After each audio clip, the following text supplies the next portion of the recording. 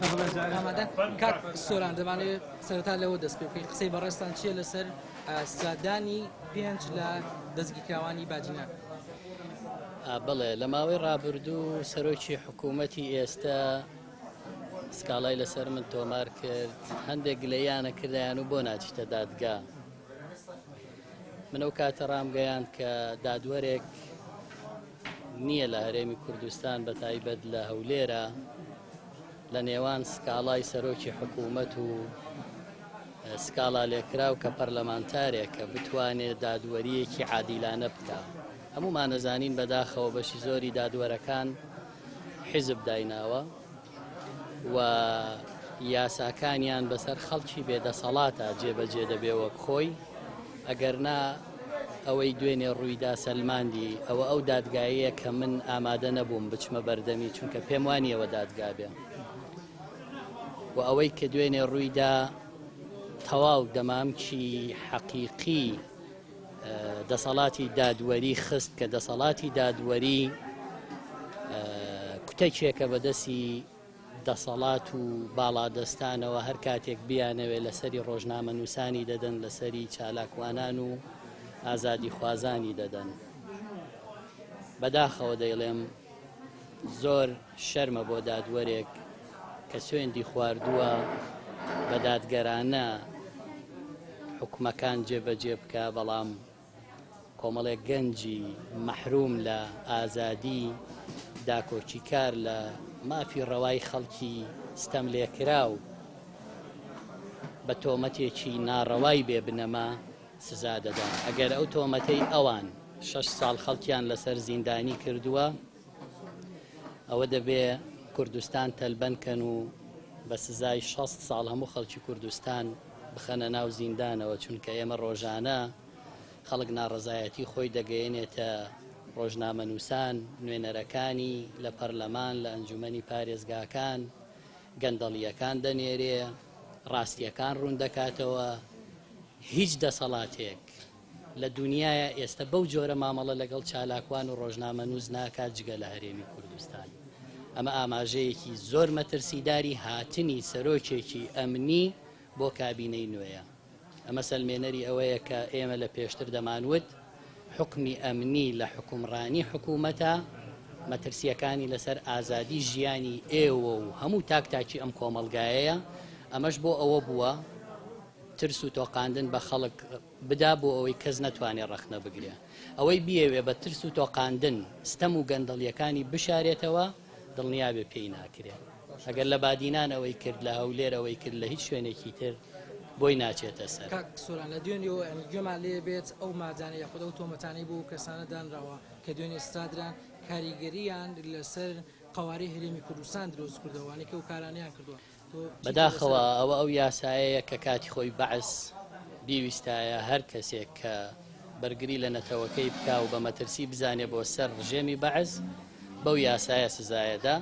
هاتوون تعدیلێکیان کردووە لە ساڵی 2003 لە پەرلەمان و بە ناوی پاراستنی ئاسایشی نیشتیمانیەوە ئەتوانن ئێوەی ڕۆژنامە نووس، پەرلەمانتار، سیاسی، هەر کەسێک نەیاریان بێ بەو یاسایە بیخەنە ژێرباری بەندەکەیەوە و سزایەکی توندی بەسەرا بدەن. ئەوە ئەو یاسایە بەعس حکمی پێ کردووە، ئێستا لە هەولێر کاری پێەکەن.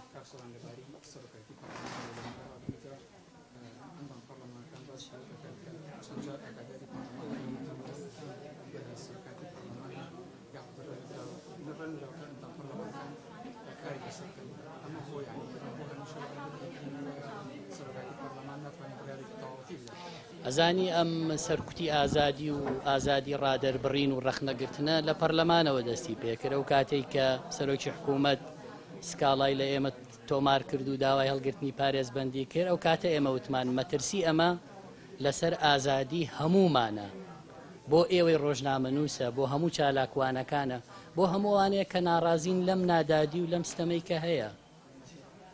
مەترسیەکان لەسەر پەرلەمانەوە دەسی پێکرد و ئەبینی ئێستا پەرلەمانیان بێدەنگ کردووە بە جۆرێکە بوون و نەبوونی پەرلەمان ئەسڵەن نەبوونی باشترە بۆ خەڵکی کوردستان لەبەرەوەی بوونی بووە بە بارگرانی و هیچ ئەرزشێکی هیچ ڕۆڵێکی لە ئەم بارودۆخانە نیە. بەداخەوەی بە پێچەوانەوە یاساکانی پەرلەمانە بەو شێوە خراپە لە دادگاکانە سوودی لێ بینرێ. کاکسۆران سەبارەت بە ڕێکخراوەکانی مافی مرۆڤ و ئەو دەنگانەی ئەو راپۆرتانی کە پێشتر ئێوەش کە لە دوژنەی مافی مرۆڤ بن ئاڕاستەی تەخراونە دەوڵەتیەکان دانەکەن بۆ ئەوان هەڵوێستیان نییە بۆ ینی ئەوان نانە سەرقەت لەسەر ئەو ینی یاساشکێنی کە لە ماوەی ڕابردوو لە ئێستاشە دەکرێت بەرامبەر بەشێک لەو چالاکوان ڕۆژنامەنووسانی. بەداخەوە ئەمە ڕەنگە زۆر جار ئێمە بە نوێنەری وڵاتان لە هەرێمی کوردستان بەشاندە دیبلۆماسیەکانمان وتبێ کە بینیومانن پێمان وتون ئێوە بۆچی پشتیوانی نادادی و ستەم و دەسەڵاتێکی لەم جۆراکەن لە هەرێمی کوردستان لە کاتێکا بە وڵاتەکانی خۆتان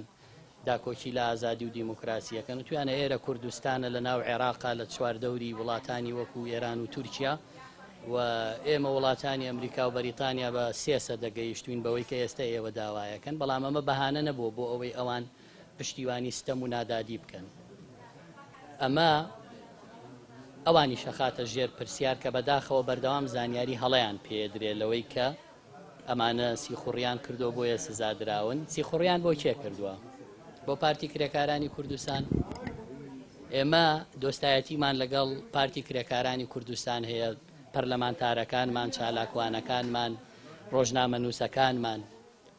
پارتی کرێکارانی کوردستان هێزێکە بە هێزێکی نەتەوەیی نیشتیمانی ئەزانین، لایەنێک بە تیرۆریستی ئەزانەیە ئەو مەحکومە بەوەی کە لایەنێکی کوردی دیفاع لە قەوارەی میلەتێک و خاکی میلەتێکە کا لەو شاخانە ئەمان دێن سیخوڕیان لەسەرەکەن، ئەشکەت بە ئەشکەوت بە فڕۆکەی بێفڕۆکەوان بە GPS بە ئەنواع شێوە سیخوڕیان لەسەرەکەن. ئەوانە دەبێت سزا بدرێن کە لە کورتەک و لە شوێنەکانی تر ڕۆڵەی کورد و گەنجی کوردیان کردوتە ئامانجی بردومانەکانی تورکیا. نەک ئەوەی کە ئێستا گەنجێکی چالاکوان لە پێناو گەیاندنی ڕاستیەکە لە ناو فەیسبووکەکەی زانیاریەک بگەیەنێ بێی ئەبەمە حکمی قەرەقوشی بکە. ئەم حکمە لە هیچ شوێنێکی دنیاە لەسەر ئەمە هیچ کەسێک سزا نادرێەوەی کە سزا دراوە. ئێمە ڕەخنەمان لە نەتەوەیە گرتوەکان بووە.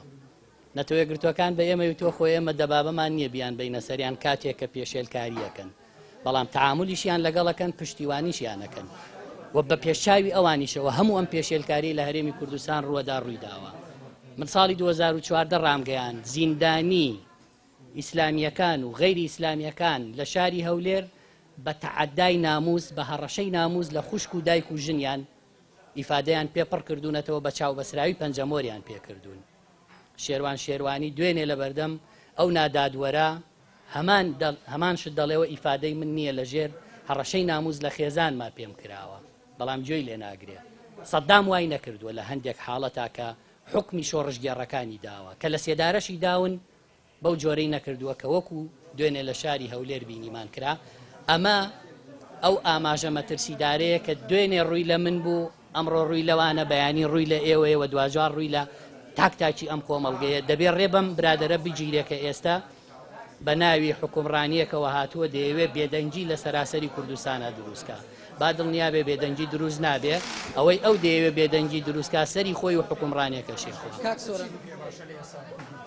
لە ئێستای ئەوانەی ناڕازین لایەنە سیاسیەکان لە هەر ئاستیەکان غەیری ئەوانەی ئەم جۆرە حکومەیان قبوڵە دەبێ ئەمە ڕەت بکەنەوە و دەبێ بە دەنگێکی بەرز سنوورێک بۆ ئەم مەترسیە گەورەی حکمی ئەم برادەرە دابنێن کە ئەیەوێ لە ناو کابینەی نوێیە هەمومان بخاتە ناو زیندانێکەوە هەر یەکە بە تۆمەتێک. کاکسۆران ئەم کارانە تا چەند کاریگەری دەبێت لە دەرەوە لەسەر هەرێمی کوردستان؟ هەرێمی کوردستان وەکو هەرێمێکی مەترسیدار بۆ ئازادی بیرروڕا و ئازادی کاری ڕۆژنامەنووسی ناسێنراوە. هەرێمی کوردستان وەکو شوێنێک بۆ گەندەڵی و سپیکردنەوەی پارە ناسراوە. هەرێمی کوردستان شوێنێکە بۆ تاڵانی نەوت و خۆدەوڵەمەندکردن و هیچ سومعەیەک بۆ هەرێمی کوردستان نەماوە. هەرێمی کوردستان ئەگەر قەوارەیەکی سومعەداری مابێ لە ناو هەولێرە کاتیۆشان نانێن بە باڵوێزخانەکان و بە گەڕەکەکانی هەولێرەوە.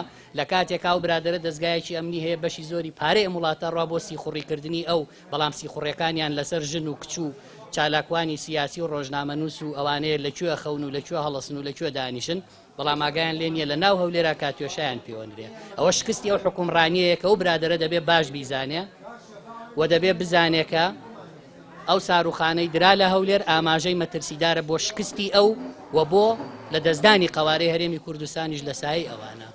دەست خۆش کاکسۆران سپاس.